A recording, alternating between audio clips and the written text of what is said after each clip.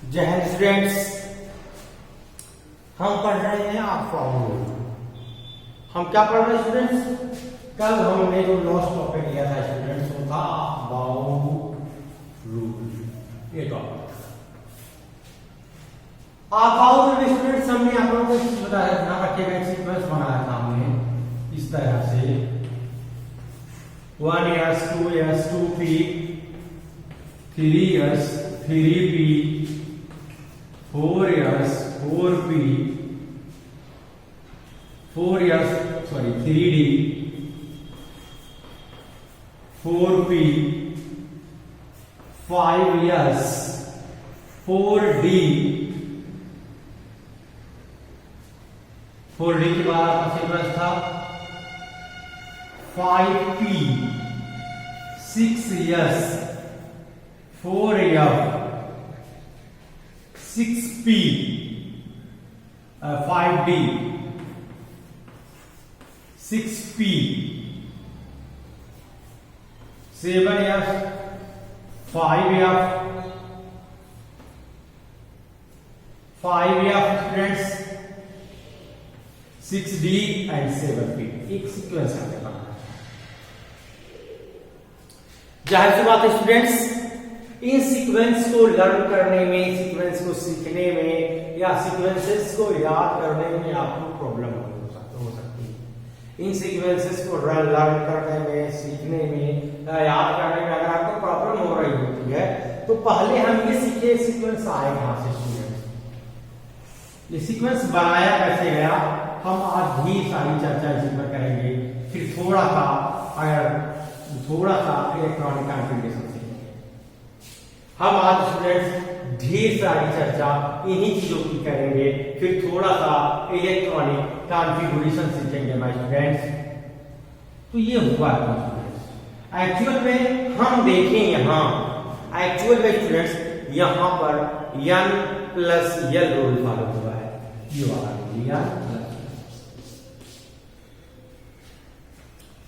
यहां पर स्टूडेंट्स जो रूल फॉलो हुआ है n plus l rule follow हुआ है।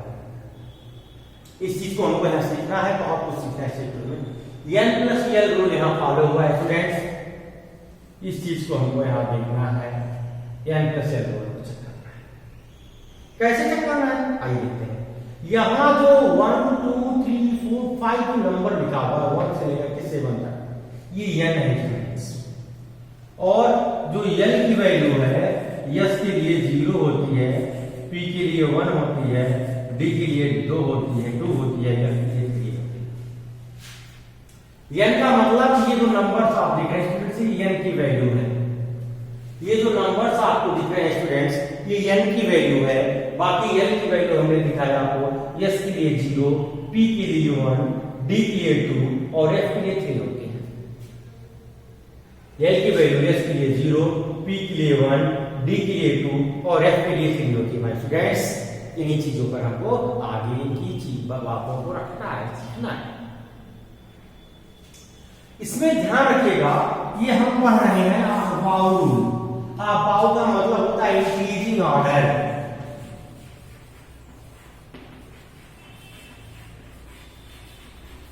बढ़ता हुआ सीक्वेंस, बढ़ता हुआ क्रम।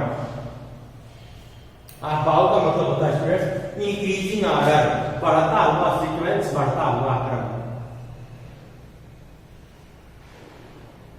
ठीक, तो एक्चुअल में यहाँ हायर में जो इन सब सेल्स को रखा गया है, यहाँ s p d और f ये स्टूडेंट सब सेल्स हैं।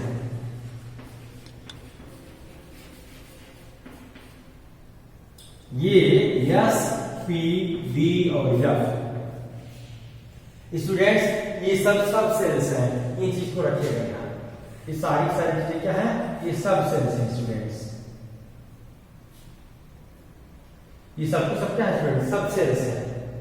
s p d और f ये सब स्टूडेंट्स सब सेल्स हैं। इस चीज को आप ध्यान रखें।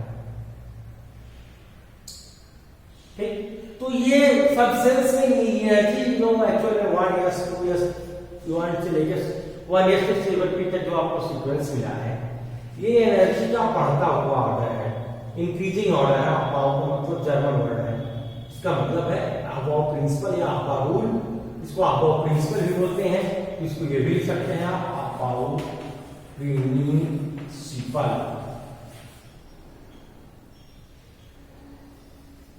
अबाव प्रिंसिपल, अबाव प्रिंसिपल का मतलब क्या है? इंक्रीजिंग ऑर्डर है, एनर्जी लेवल का इंक्रीजिंग ऑर्डर। ध्यान रखिएगा, यहां हम n प्लस n की जो टोटल वैल्यू है इसको इंक्रीजिंग ऑर्डर में रखेंगे स्टूडेंट्स।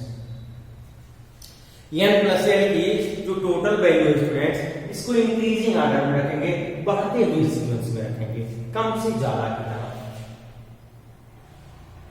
ठीक, तो अब देखते हैं n प्लस n कैसे कैसे आ रहा है, समझते हैं इसको।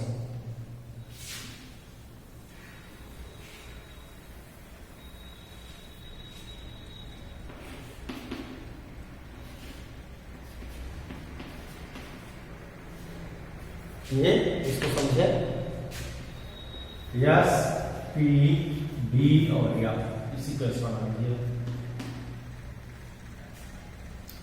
यस पी डी और या ये सीक्वेंस बना लीजिए माय स्टूडेंट। बन गया। अब n प्लस l की वैल्यू यहां से लीजिए, इसके लिए 1 इसके n प्लस l की वैल्यू क्या है? n की वैल्यू क्या है? 1, s की वैल्यू क्या है? 0। फिर आइए 2s के लिए, n की वैल्यू 2, s की वैल्यू 0, 2। 2p के लिए आइए, 2 की वैल्यू 2 है, s की वैल्यू यहां p की वैल्यू कितनी होगा? बढ़ रहा है या नहीं बढ़ रहा है? 1 2 3। फिर 3s के लिए आइए, 3s के लिए 0, 3। फिर 3p के लिए आइए, 3p की वैल्यू 2 1 4। फिर 4s के लिए आइए, 4 प्लस 0 4। 3d के लिए आइए, 4 प्लस 1 4 प्लस कितना 3 प्लस 1 4, 4 प्लस 0 4। 3d की जो वैल्यू है स्टूडेंट्स ये 3 प्लस 2 n की वैल्यू 3 है और l की वैल्यू जो है वो 2 है, तो 5। फिर 4p रख रहे हैं ये चीज।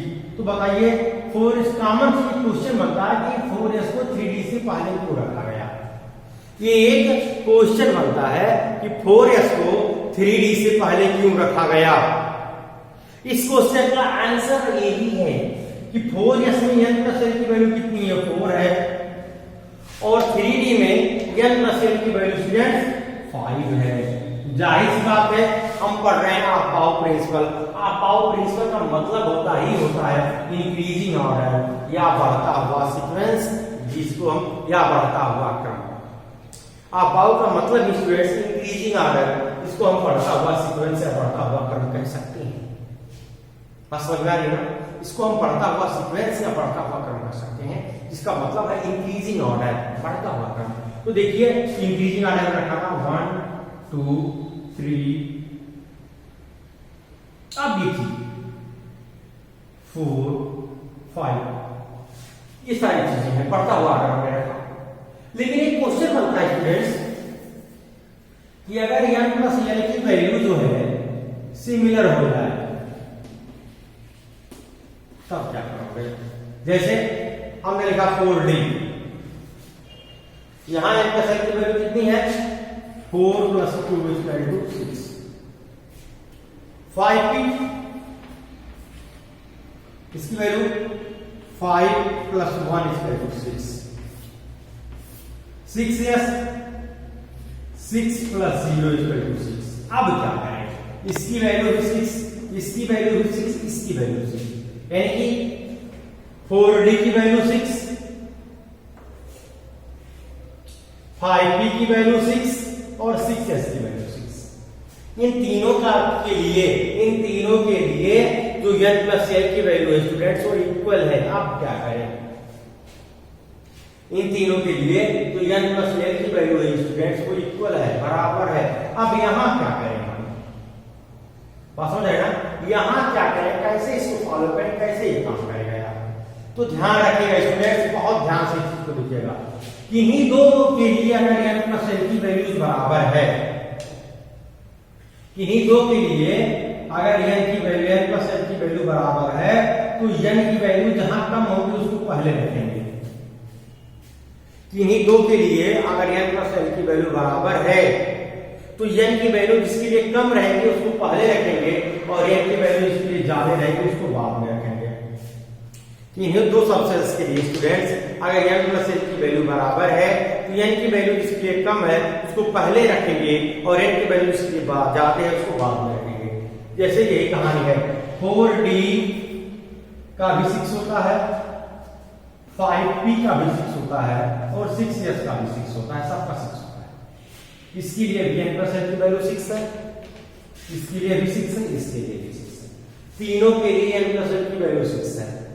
बट एक चीज यहां देखिए, इसको अंडरलाइन में कर रहा हूं, यहां इस चीज को देखिए, 4 यस पहले 4 फिर 5 फिर 6, यानी तीनों में n की वैल्यू का जो इंक्रीजिंग ऑर्डर है वैल्यू ऑफ n, एक में 4 है, दूसरे में 5 है, तीसरे में 6। तो n प्लस l की वैल्यू अगर सिमिलर हो जाएगा स्टूडेंट्स तो ये चीज ध्यान रखते हैं कि n की वैल्यू जहां कम हो उसको पहले रखें।